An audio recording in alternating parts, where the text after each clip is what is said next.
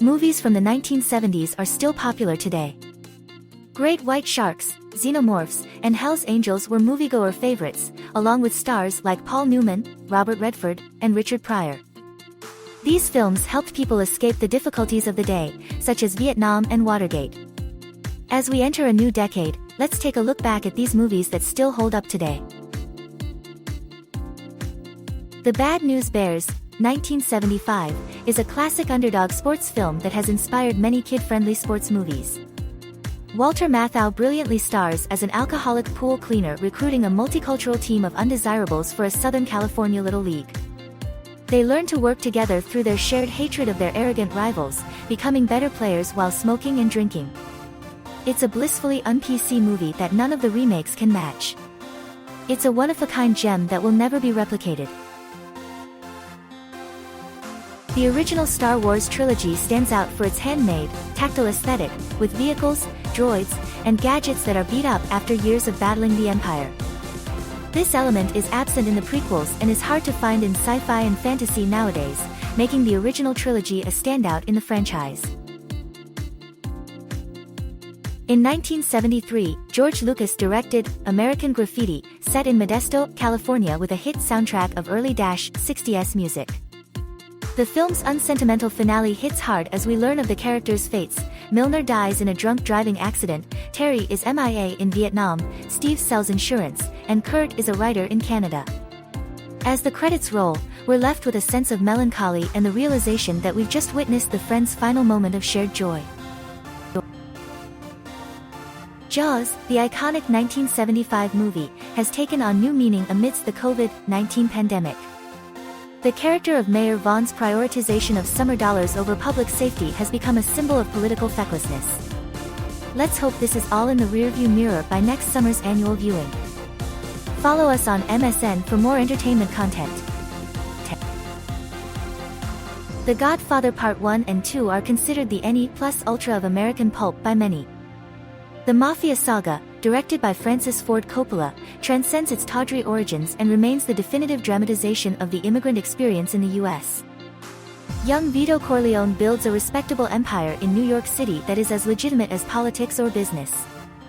The films are still revered today and quoted in hip-hop and referenced by filmmakers worldwide.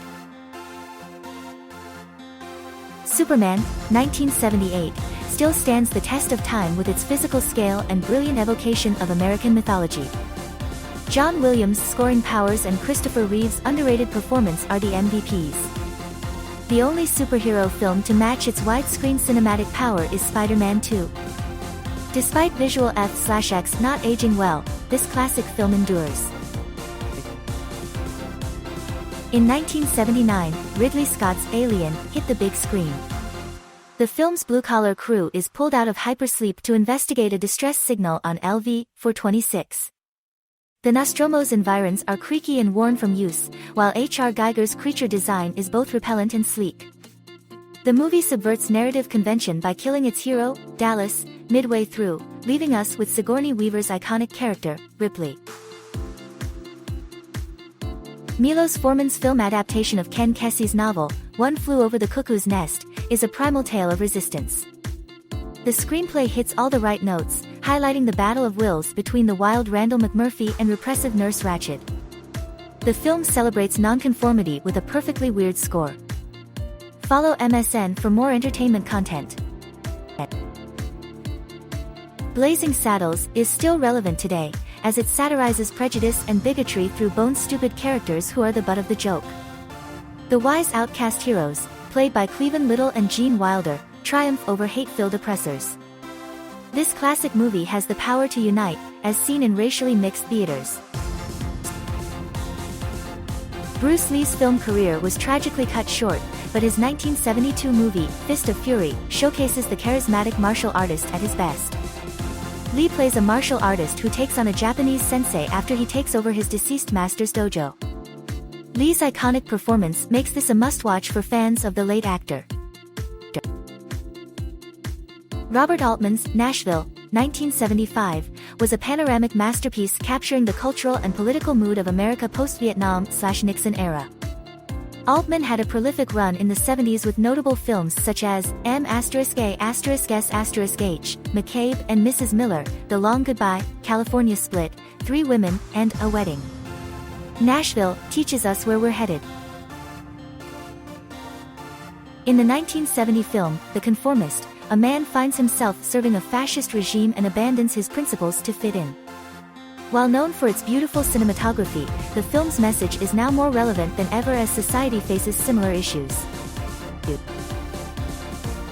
Bob Fosse's adaptation of Cabaret, a musical based on Christopher Isherwood's essays about Germany's Weimar Republic, won 8 Academy Awards in 1972 but unfortunately lost the Best Picture award to The Godfather.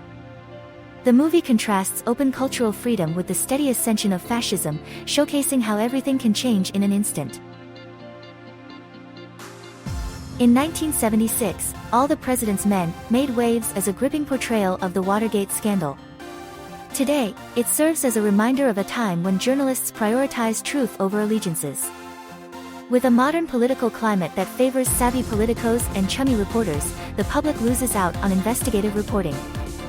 Check out our exclusive content on MSN for more entertainment news. George A. Romero's zombie film, Dawn of the Dead, 1978, set in a shopping mall, still holds a relevant metaphor on consumerism today. As people tend to shop from home nowadays, the film shows how our desire to accumulate possessions motivate us, even in death. The movie also features impressive gore effects by Tom Savini that still hold up to today's standards. The Texas Chain Saw Massacre, 1974, remains a terrifying classic, with Leatherface standing tall alongside other horror icons. Director Tobe Hooper's tale of a cannibal family preying on young hippies is visceral and haunting, with a first appearance that will leave a lasting impression.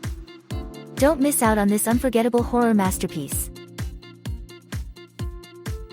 John Carpenter's Halloween remains one of the most profitable films of all time and popularized the slasher genre. The film repeatedly makes the common fear of the bogeyman real, leaving viewers in a state of terror. There's no escape. Happy Halloween! In the late 70s, Hollywood struggled to address the trauma caused by the Vietnam War. Hal Ashby's Coming Home shows the personal toll it took on a paralyzed veteran, John Voight, who falls for the wife, Jane Fonda, of a deployed true believer, Bruce Dern. Ashby's direction makes the potentially cliché story sting. In 1973, The Exorcist introduced the world to a new kind of horror, where the devil could possess loved ones and wreak havoc. The film's success can be attributed to the adorable Linda Blair as the possession victim and the demonic voice of Mercedes McCambridge. It left audiences scarred but also eager for more. In the classic film, The Sting, Paul Newman and Robert Redford team up again in a clever scam movie with a satisfying reveal. Director George Roy Hill creates a relaxed atmosphere on set, and the script by David S. Ward plays it cool. While some may prefer Diggstown for its payoff, The Sting is still a skillful and entertaining watch with a catchy rendition of The Entertainer. Catch more entertainment content by following us on MSN. In 1969, the Rolling Stones organized a free concert at Altamont Speedway, with Hell's Angels providing security. Chaos ensued when a biker knocked out a member of Jefferson Airplane and an 18-year-old was murdered during the Stones' performance. The aftermath left people questioning what went wrong. Monty Python and the Holy Grail is a classic satire of the Arthurian legend. Its silly and irreverent humor is still beloved today, with fans quoting iconic characters like the Black Knight and the Frenchman. While Monty Python's style may not be fully appreciated by current comedy troupes, shows like Rick and Morty continue to carry on the tradition. François Truffaut's Day for Night won the 1973 Oscar for Best Foreign Language Film. It's a hilarious satire about showbiz.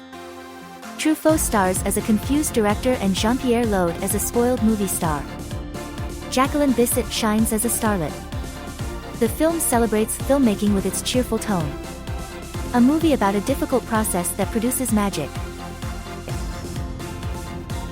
Paddy Chayefsky's Network from 1976 perfectly predicted the corrupting influence of corporate power in television. Although the film's monologues may seem a bit over the top, the dystopian world it depicted is now a reality in 2020. Follow MSN for more entertainment content.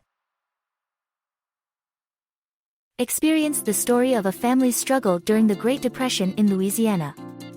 Sounder is a touching family film that should be watched by all. Paul Winfield and Cicely Tyson give amazing performances as parents determined to give their children a better life despite facing prejudice and humiliation. This movie should be shown in every elementary school.